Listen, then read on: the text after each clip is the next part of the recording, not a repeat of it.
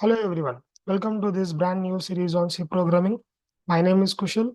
Let's try to see what is this playlist about. This course is specially designed for first year students and absolute beginners. So even if you don't know anything about programming, don't worry. So we'll start from zero and slowly move step by step to advanced concepts. Every video in this tutorial will be short, so around 5 to 10 minutes. So all I want you to learn is watch every video in sequence and practice whatever we learn. So let's try to see what you will be learning in this respective series. So in this playlist, basically we'll try to cover everything about C programming, the basics of programming, writing your first program, so understanding variables, data types, operators, control statements, loops, functions, arrays, strings, pointers, structures, file handling, and much more.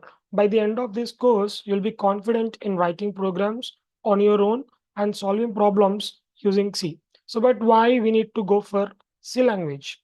C is the mother of all programming languages. So if you understand C programming well, it becomes very easy to learn other languages like C++, Java, and Python later. Okay. So remember, programming is just like learning a new skill. The more you practice, the more confident you'll become. So don't skip, stay consistent. So let's begin our journey into the world of programming with C.